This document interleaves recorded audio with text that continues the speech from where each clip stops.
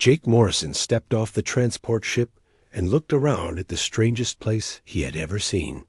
The academy stretched out before him like a giant crystal dome sitting on a green hill. Through the clear walls, he could see students walking around inside. But these were not human students.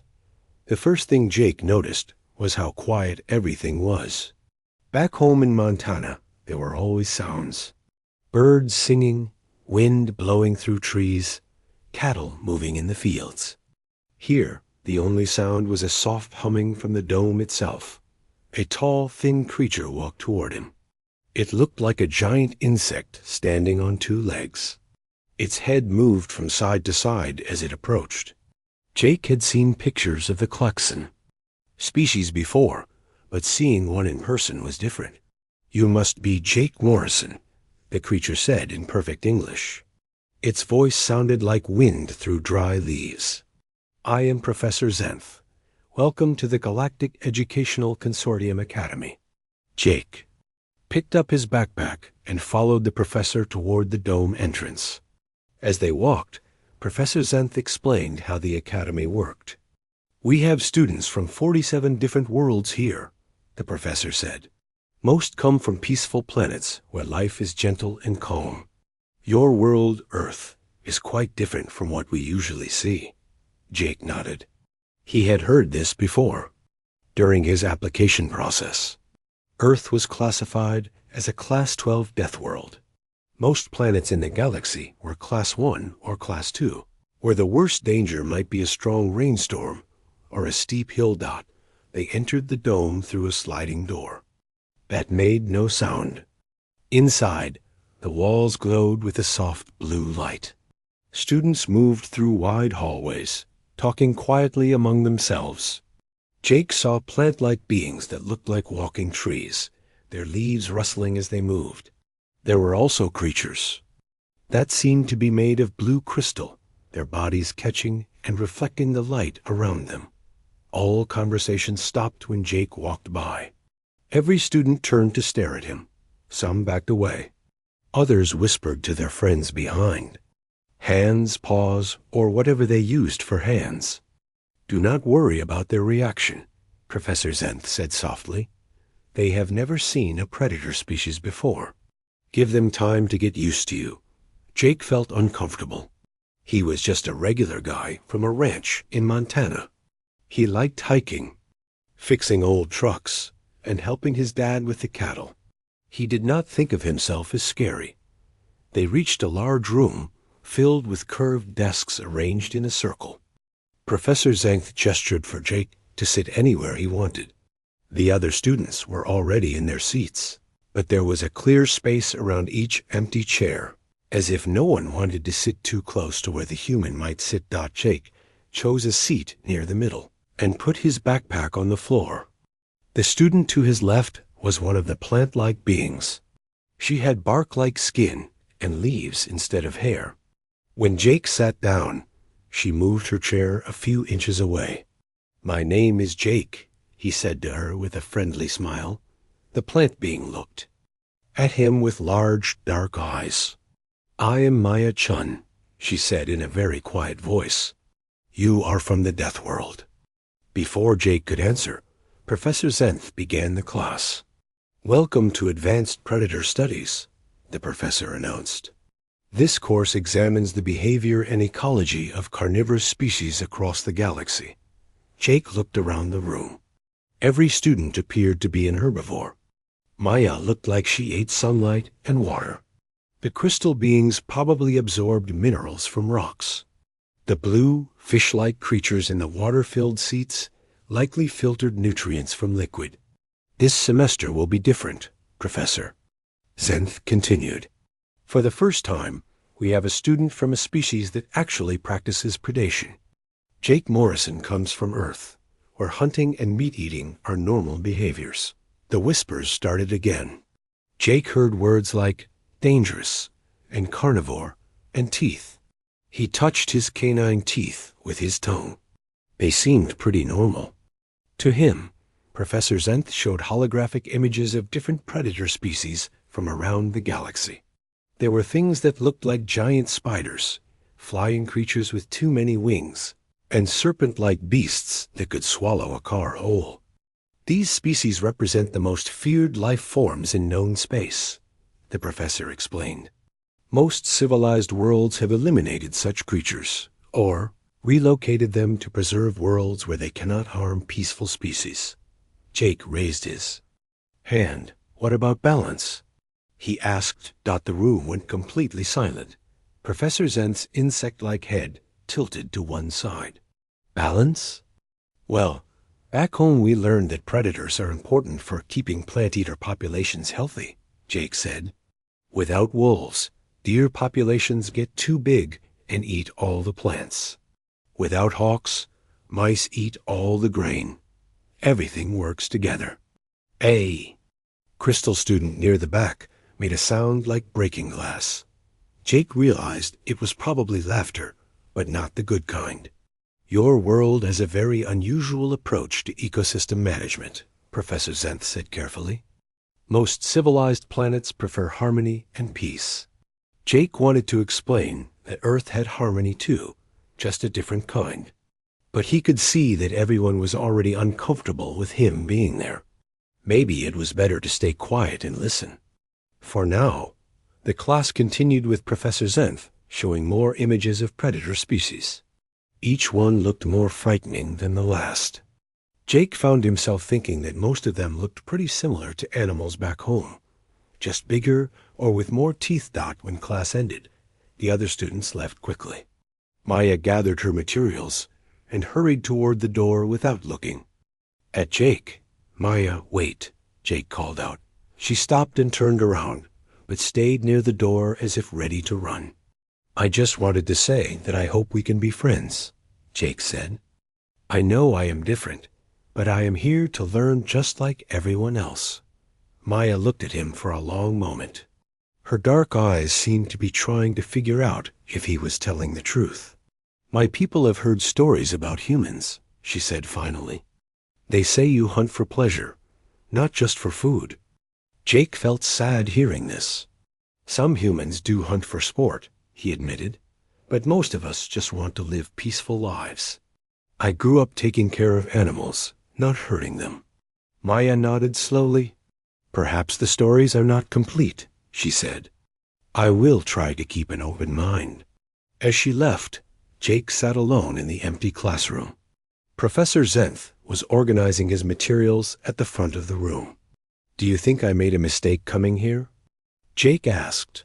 The professor looked up at him with those large, compound eyes. Every great discovery begins with someone willing to be uncomfortable, Professor Zenth said. You are the first of your kind here.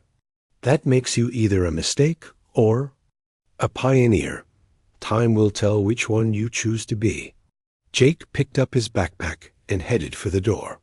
Outside, he could see other students talking in small groups. Some pointed at him when they thought he was not looking. He thought about home, about the wide sky over the ranch and the smell of pine trees in the mountains. Here, everything was clean and quiet and safe. But it also felt like something was missing, though he could not quite figure out what tomorrow would bring new classes and new challenges. Jake hoped he could prove that being different did not have to mean being dangerous. But first, he had to figure out how to do that in a world where everyone was already afraid of what he might be capable of. The adventure was just beginning. 3 weeks had passed since Jake arrived at the academy. He was getting used to the strange looks and whispered conversations that followed him everywhere. Some students had started nodding to him in the hallways, though none had tried to sit with him at lunch yet.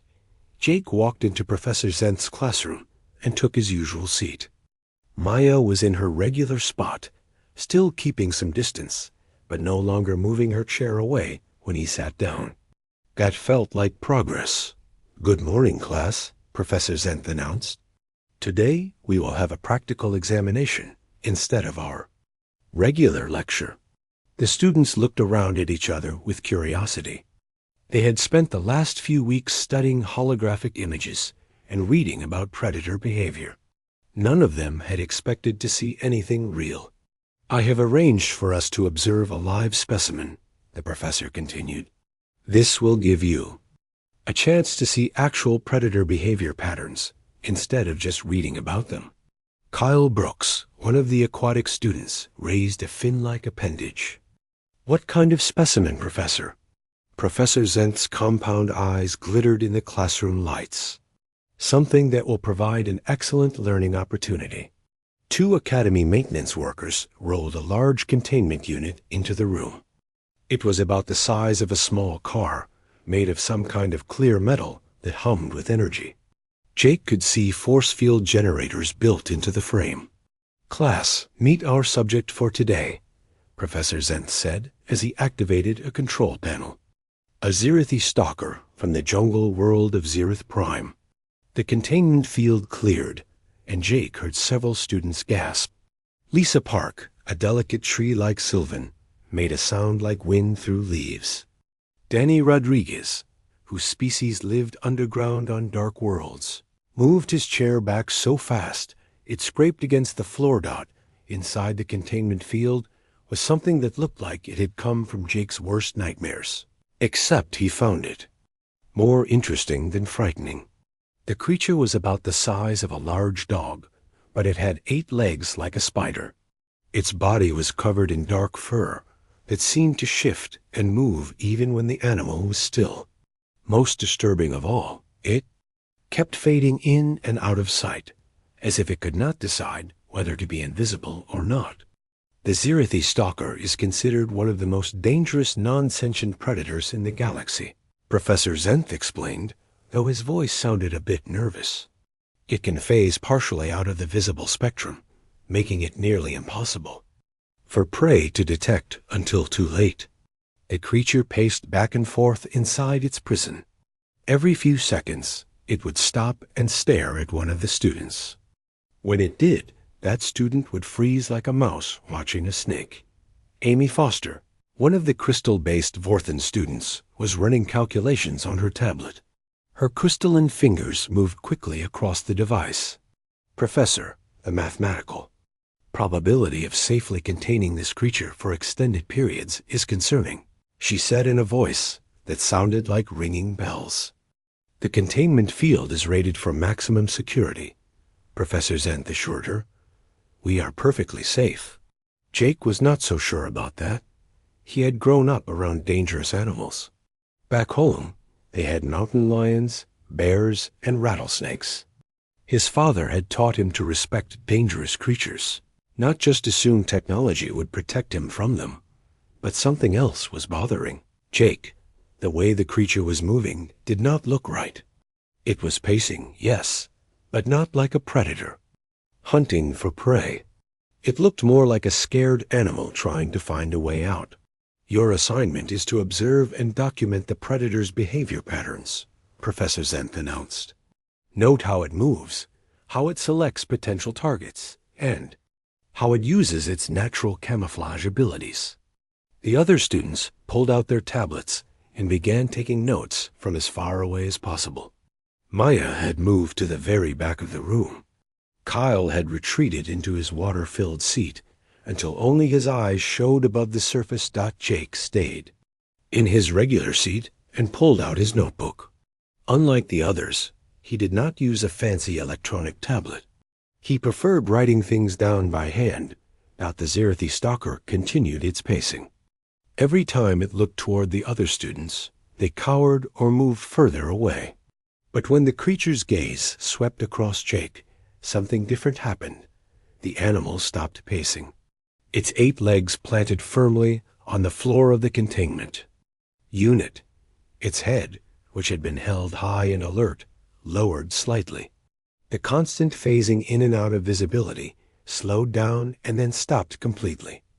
Jake found himself looking directly into the creature's eyes. They were not the cold, calculating eyes of a mindless killer. They looked intelligent, maybe even confused. "That is interesting," Jake said quietly, making a note in his notebook. "What did you observe?" Professor Zenth asked, moving closer to Jake's desk.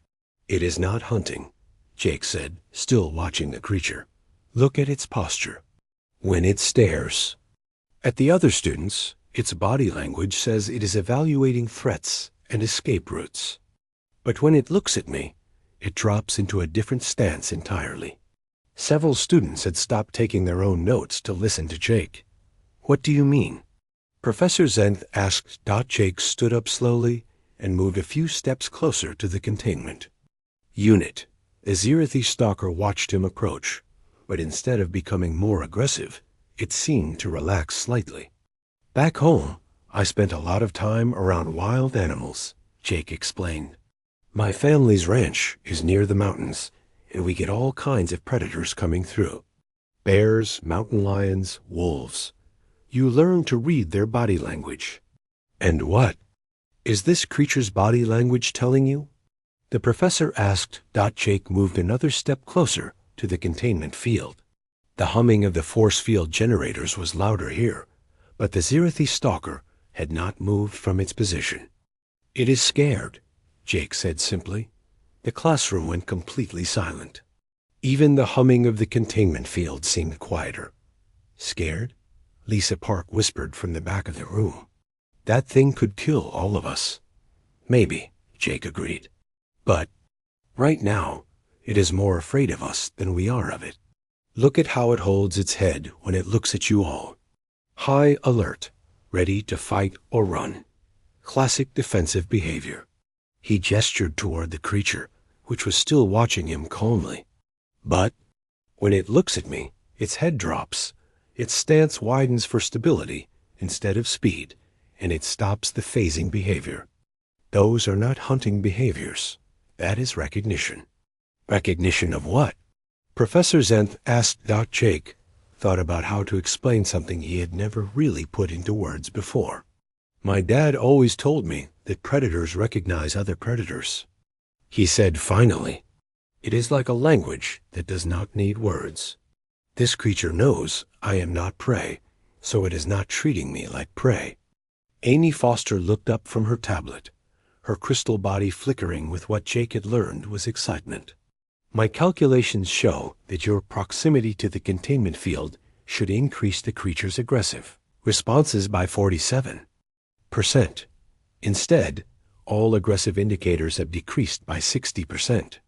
Ben Taylor, an ethereal-looking student who usually never spoke in class, raised his hand. Are you saying the creature respects you? Jake looked back at the Zerathi stalker, which was still watching him with those intelligent eyes. I think it recognizes something in me that it understands, Jake said. On Earth, predators have learned to coexist with other predators. We do. Not always fight. Sometimes we just acknowledge each other and move on.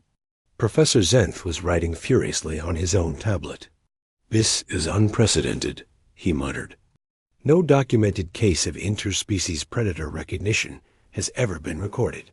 Maybe that is because most species in the galaxy never had to learn how to do it, Jake suggested. If you get rid of all the predators on your world, you never learn how to communicate with them. The Zerathi stalker moved for the first time in several minutes. Instead of pacing, it approached the side of the containment field closest to Jake.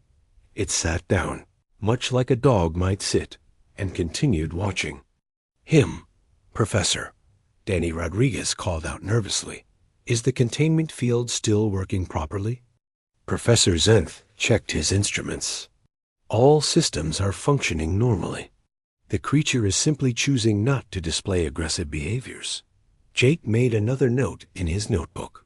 Around him, his classmates were starting to understand that they were witnessing something completely new, something that might change how the galaxy thought about predators and prey. Jake was thinking about something else entirely. If this creature could recognize him as a fellow predator, what did that say about humans? What did that say about Earth?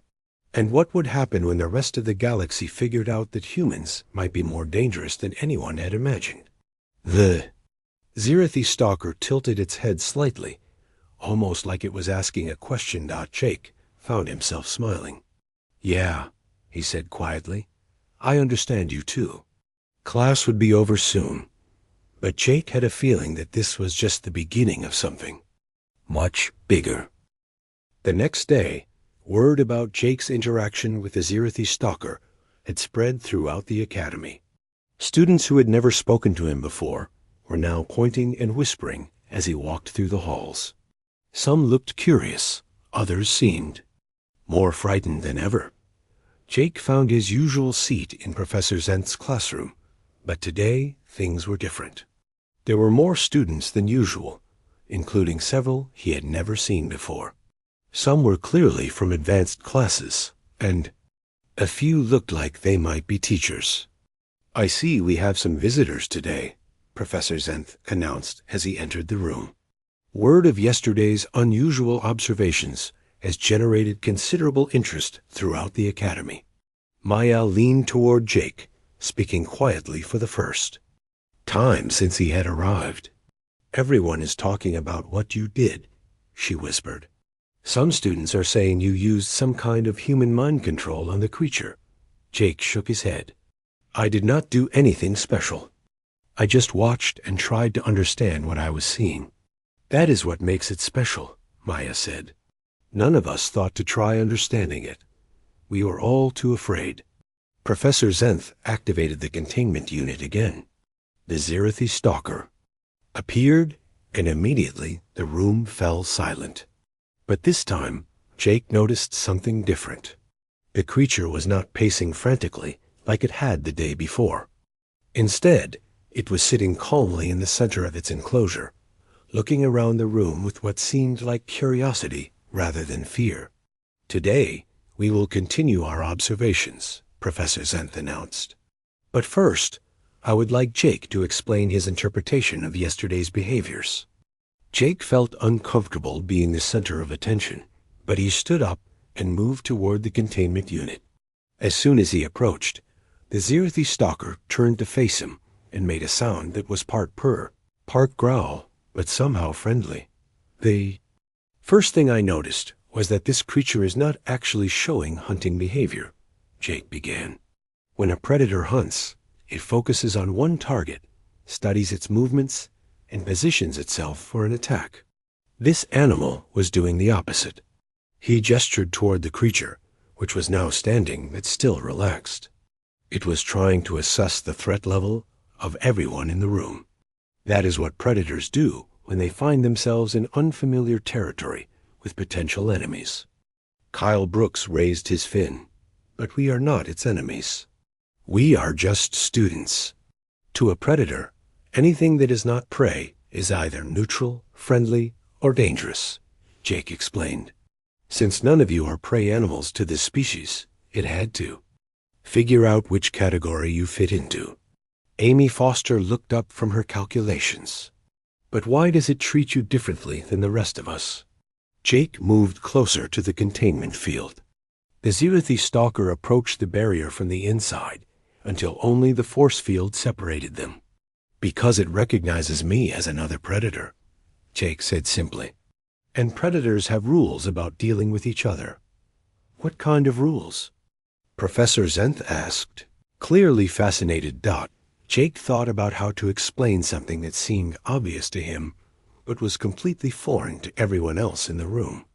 "The first rule is respect," he said. "You do not attack another predator, unless you have to, because even if you win, you might get hurt badly enough that you cannot hunt anymore. So predators try to avoid fights with each other."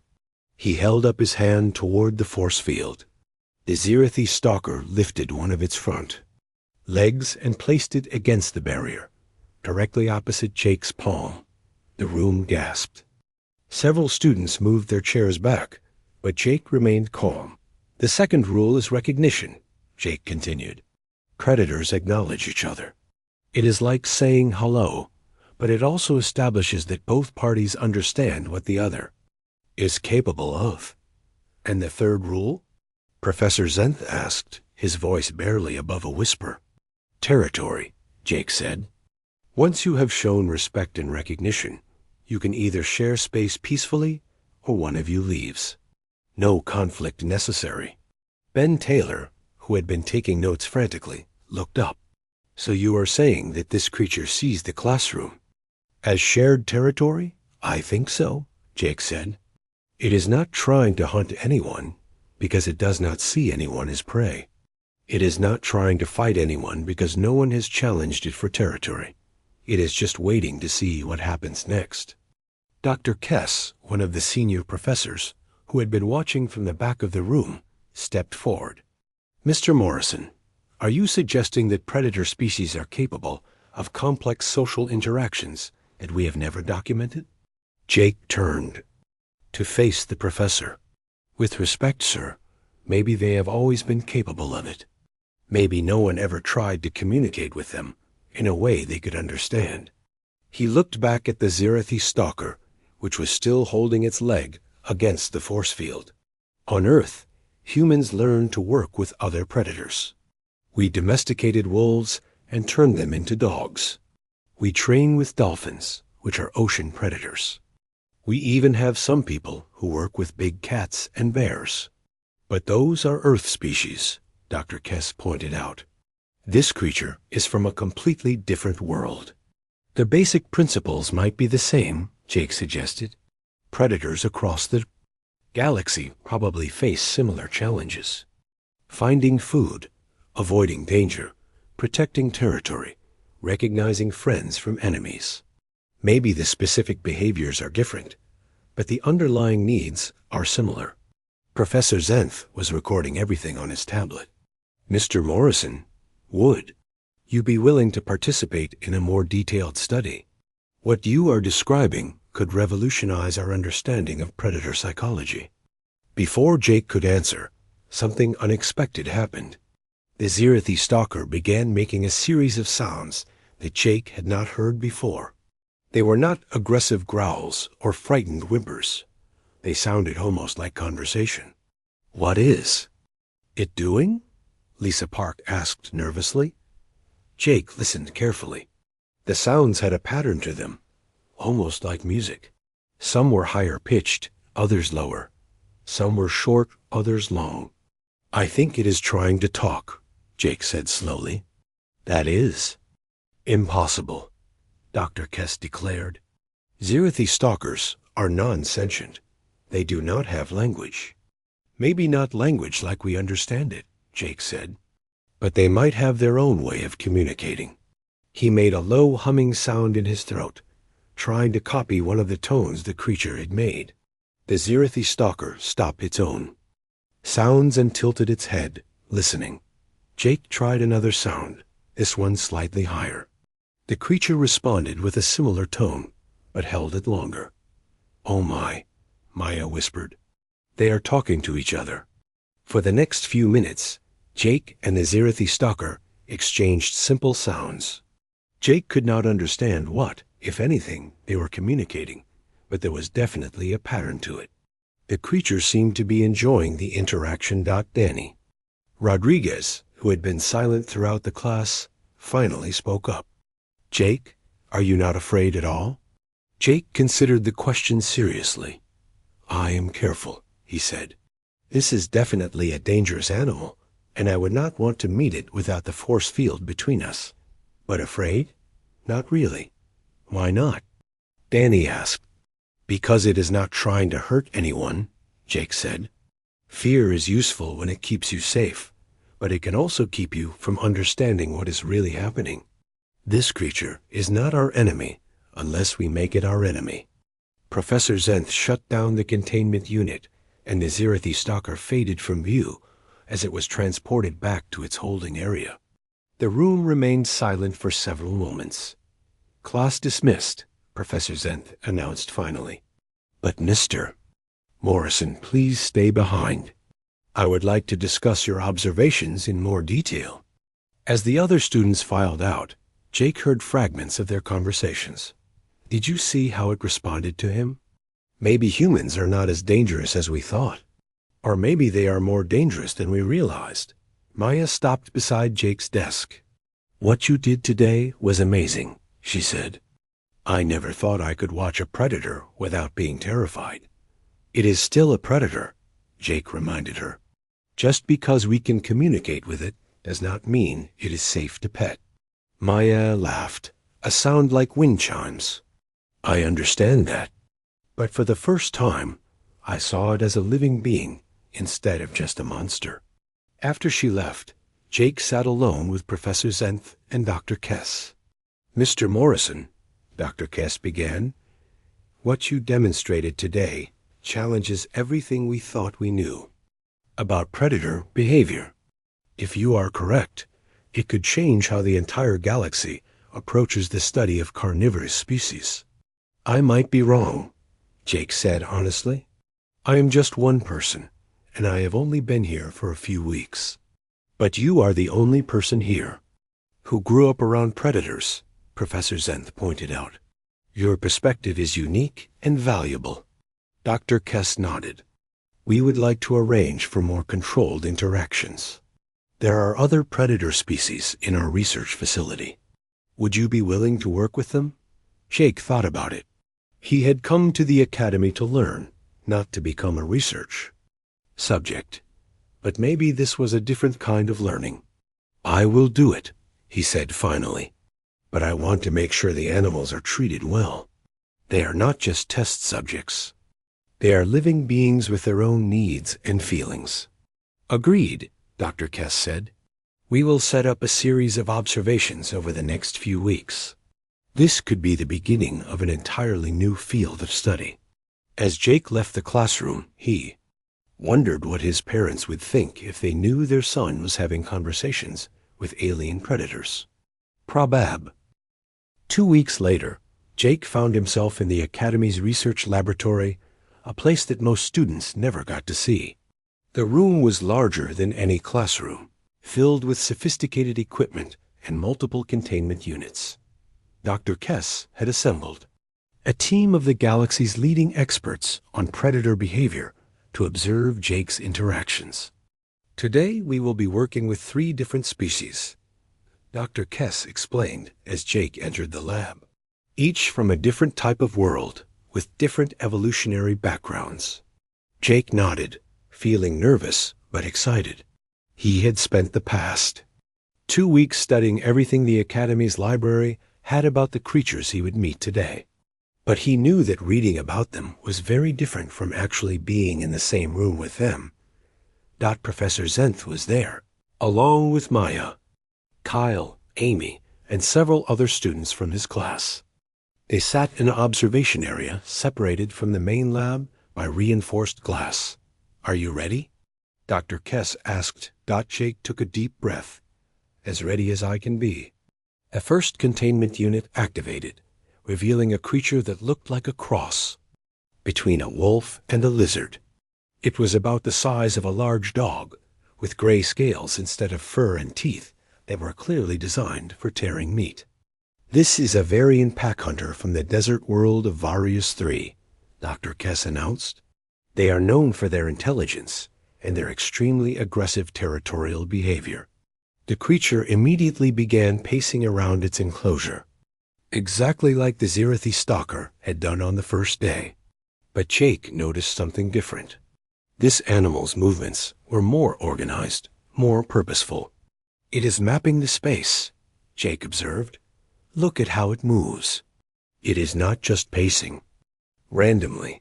It is learning the dimensions of its prison and looking for weak points. Dr. Kess made notes on his tablet. Previous observations described this behavior as simple agitation. Jake approached the containment field slowly. The Varian pack hunter stopped pacing and watched him approach. Its eyes were yellow and intelligent, and Jake could see it analyzing him just as carefully as he was studying it. Hello there, Jake said quietly. I am not here to hurt you. The creature tilted its head, exactly like a dog might do when trying to understand something. Then it did something that surprised everyone in the room. It sat down. Remarkable, Dr. Kess whispered. In 6 months of observation, that animal has never displayed calm behavior. Jake moved closer to the force field. The Varian pack hunter remained sitting, but its tail moved in, what looked almost like a slow wag. You are a pack animal, are not you? Jake said to the creature. You are looking for your pack members, but we do not understand that. He turned to address the observation room. This species hunts in groups. Being alone is probably torture. For it is not just contained, it is isolated from everything that makes its life meaningful. Amy Foster looked up from her calculations. Social isolation as a stress factor was not included in our behavioral models. Jake spent several more minutes with the variant pack hunter, exchanging simple vocalizations and observing its responses. The creature seemed to relax more the longer Jake stayed near its enclosure. The second containment unit activated, revealing something that made several students gasp. It looked like a giant spider, but it moved with fluid grace, and its eyes gleamed with obvious intelligence. An arachnoid ambush predator from the swamp world of Theta Cygni, Dr. Kess announced. Extremely dangerous and completely solitary. This creature did not pace. Instead, it remained perfectly still in the center of its enclosure, watching everything. With those multiple eyes, Jake approached more carefully this time. Spiders had always been one of his least favorite creatures back on Earth, and this one was the size of a small car. But as he got closer, he noticed something unexpected. The creature was not positioned for attack. Its legs were spread for stability, not for pouncing. Its body was low to the ground in a defensive posture. You are scared too, Jake realized. All of you are scared. He spoke to the observation room without taking his eyes off the arachnoid. We have been thinking about this all wrong. These are not aggressive predators trying to attack us. They are confused and frightened animals taken from their natural environments and put in situations they do not understand. Ben Taylor leaned forward in his seat. But the academic literature describes them as violent and uncontrollable. Maybe they are violent because they are terrified, Jake suggested. If someone kidnapped me and put me in a cage, I might be violent. 2. Jake spent time with the arachnoid, speaking in low, calm tones. The creature never moved from its defensive position, but its eyes tracked his movements with what seemed like curiosity rather than hostility. The third containment unit revealed. The most alien creature yet. It looked like it was made of living shadow, constantly shifting and changing shape. Only its eyes remained constant, 2 points of silver light in the darkness. A umbral phantom from the night world of Eclipse Prime, Dr. Kess said. This species is barely understood. They seem to exist partially in our dimension and partially somewhere else. Jake stared at the creature, fascinated. It was unlike anything he had ever seen or imagined. But as he watched, he began to notice patterns in its shifting form. It is trying to communicate, he said suddenly. What? Dr. Kess asked. Look at how it changes shape. Those are not random movements. It is trying to show us something. Jake moved closer to the containment field. The umbral phantom shifted into a form that resembled Jake's own shape, though still made of shadow. You are a mimic, Jake said with wonder. You learn by copying what you see. The creature shifted again, this time taking on a shape that looked like one of the Aetherian plant beings. Then it changed to resemble a klaxon, an Avorthan crystal being. It has been watching all of us, Jake realized. It is trying to understand what we are by becoming what we are. Dr. Kess was writing furiously. This behavior has never been documented. We assumed the shape changing was a form of camouflage. For hunting, maybe it is camouflage, Jake said. But not for hunting, for learning, for fitting in. Jake spent another 20 minutes with the umbral phantom, watching as it cycled through different forms, each one more accurate than the last. By the end, it had created a perfect shadow version of Jake himself. When the session was over, and all 3 creatures had been returned to their holding areas, the observation room was buzzing with excited conversation. Dr. Kess called for attention. What we have witnessed today will require us to completely revise our understanding of predator psychology and behavior. But why has no one figured this out before? Maya asked. Jake turned to face the observation room. Because no one ever tried to understand them. Everyone was too afraid to get close enough to really observe their behavior. And you are not afraid? Kyle asked. Jake considered the question carefully. I am afraid of making mistakes that could hurt them or hurt someone else, he said honestly. But I am not afraid of them just because they are predators. Fear without understanding is just prejudice. Professor Zenth stepped forward. Mr. Morrison, what you have shown us today suggests that these creatures are far more complex than we ever imagined. But there is something I do not understand. How do you know how to communicate with species you have never encountered before? Jake leaned against one of the lab tables, thinking about how to explain something he had never really analyzed before. Back on Earth, my grandfather was a wildlife biologist, he began. He taught me that all animals, predators and prey, have the same basic needs. They need food, safety, territory, and some kind of social connection, even if it is just knowing where they fit in the world. He gestured toward where the containment units had been active. These creatures are not monsters. They are just animals trying to survive in a situation they do not understand. The variant pack hunter needs its pack. The arachnoid needs to feel safe in its territory. The umbral phantom needs to understand what kind of beings it is sharing space with. Amy Foster's crystalline body flickered with excitement. My behavioral mathematics are showing patterns I have never seen before. Each creature's stress responses decreased by an average of 73% during interaction with Jake, while problem-solving behaviors increased by over 40%. What does that mean? Danny Rodriguez asked. It means they were thinking instead of just reacting, Amy explained. Fear makes all creatures, predator or prey, act on instinct. But when they felt safe, they started using their intelligence. Dr. Kess was reviewing the data from the session. The implications of this are staggering. If Mr. Morrison is correct, we have been keeping intelligent beings in conditions that amount to psychological torture. I would not go that far, Jake said quickly. You were doing what you thought was best based on what you knew, but maybe it is time to learn more. Ben Taylor raised his hand.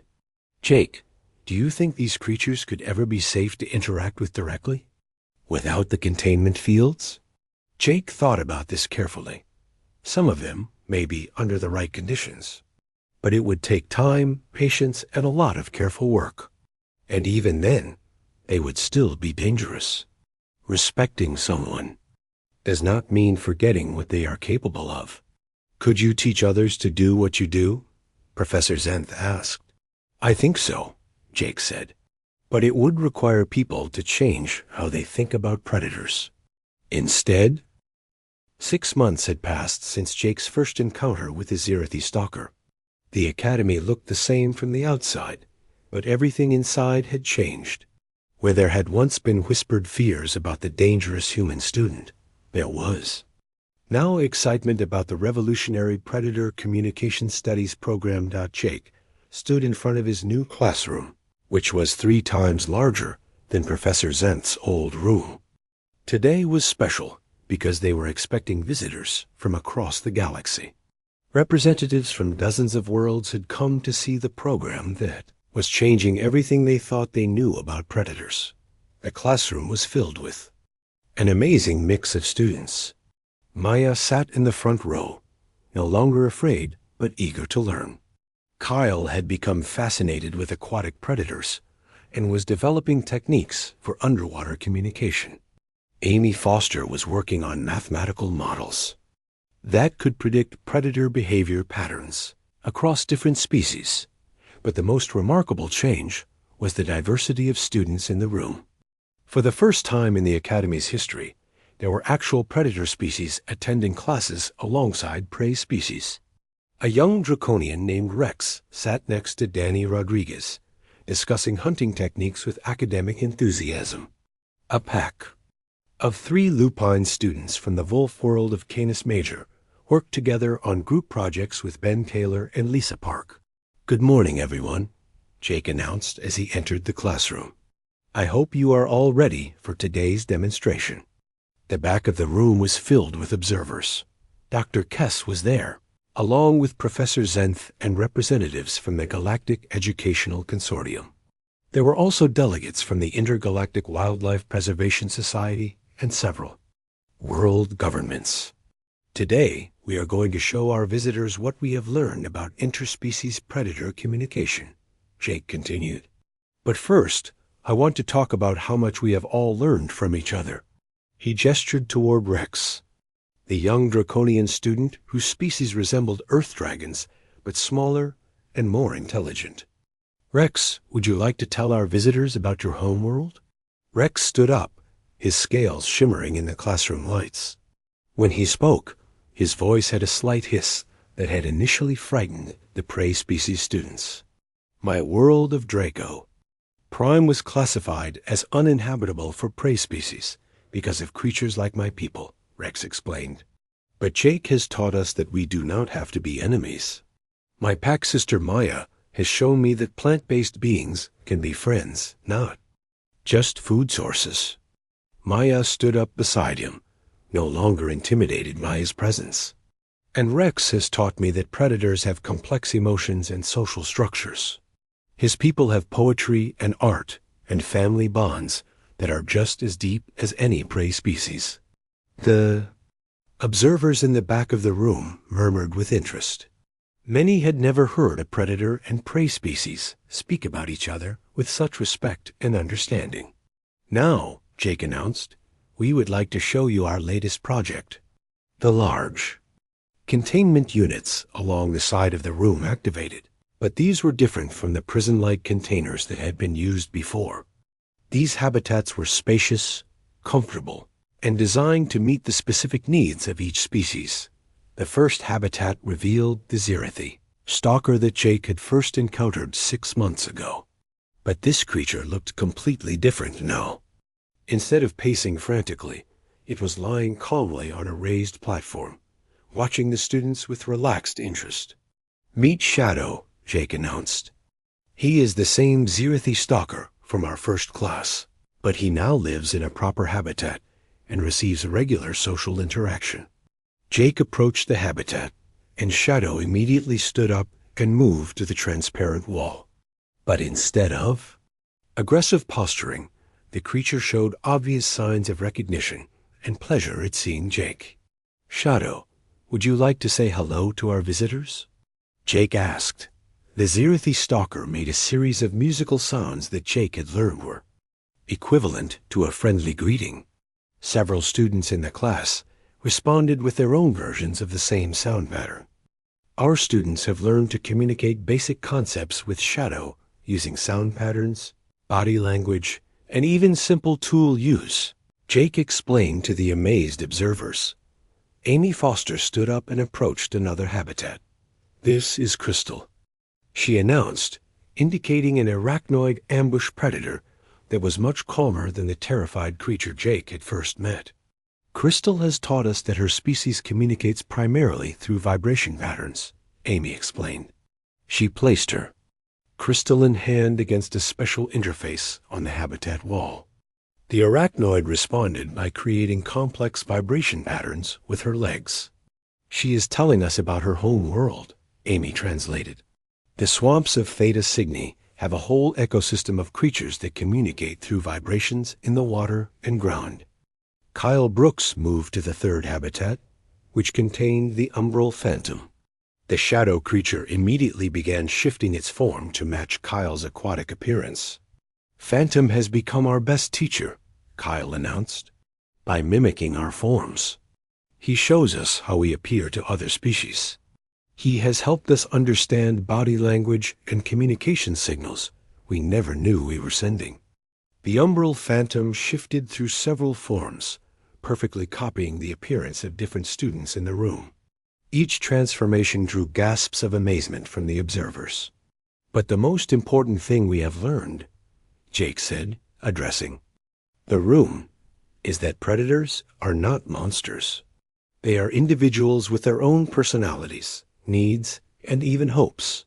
Rex nodded agreement. Before I came here, I thought prey species were just food that could talk. Now I understand that they are people with their own dreams and fears, just like my packmates back home. One of the observers, a senior official from the Galactic Educational Consortium, stood up. Mr. Morrison, what you have accomplished here is remarkable. But how do we know this is not just a few exceptional cases? How do we know these techniques will work with other predator species? Jake smiled and gestured toward the classroom door. Maybe our newest students can answer that question. The door opened, and 3 creatures entered that made several observers step back in alarm. They were ursine titan bears from the ice world of Arcturus, each one larger than a grown human and covered in thick white fur. Their presence filled the room with an aura of raw power that was impossible to ignore. But instead of showing aggression or fear, the 3 creatures moved calmly to seats that had been specially constructed for their size. The largest one, whom Jake introduced as Frost, nodded politely to the observers before sitting down. Frost and his clan brothers arrived just 2 weeks ago, Jake explained. They are the first students from their world to attend any educational institution in the galaxy. Frost stood up, his massive frame impressive even when he was trying to appear non-threatening. My people have been called savage monsters for generations, Frost said in a deep, rumbling voice. We were believed to be too primitive for civilization. But Teacher Jake showed us that intelligence comes in many forms, and all forms deserve respect. He gestured toward Maya with one massive paw. Friend Maya taught my clan about plant cultivation. Now we grow food instead of only hunting for it. Friend Kyle showed us underwater techniques that help us fish more efficiently. Friend Amy helps us understand the mathematics of territory sharing. The observers were clearly struggling to process what they were seeing. Frost was not just intelligent. He was articulate, thoughtful, and obviously committed to learning. But how? Asked another observer. How did you accomplish this level of integration so quickly? Jake looked around the room at all his students, both predator and prey species, working together and learning from each other. We stopped being afraid of each other long enough to start understanding each other, he said simply. Fear makes everyone stupid, predators and prey alike. But curiosity makes everyone smarter. Dr. Kess stood up from his seat in the back. The Galactic Educational Consortium is prepared to offer funding for expanded predator communication programs on 50 worlds throughout the galaxy, he announced. Mr. Morrison, we would like you to oversee the development of these programs. Jake felt overwhelmed by the scope of what was being proposed. That is a huge responsibility, he said. I am not sure I am qualified to handle something that big. Maya stood up. You will not be handling it alone, she said firmly. All of us will help. Kyle nodded agreement. This is not just your program anymore, Jake. It belongs to all of us. Rex growled softly, which Jake had learned was a sign of agreement among Draconians. My people have a saying, the strongest pack is the one with the most diverse hunters. Our pack is very diverse. Amy Foster projected a holographic display showing her latest calculations. Based on current data, implementing predator communication, programs galaxy-wide could reduce interspecies conflicts by 87% within 10 years. Ben Taylor, who had initially been one of the most frightened students, now stood confidently beside Frost. I want to specialize in working with large predator species, he announced. Frost has taught me that size does not determine character. The session continued for another hour, with students demonstrating various communication techniques they had developed. The observers took extensive notes and recordings, clearly amazed by what they were witnessing. As the formal presentation ended, Jake found himself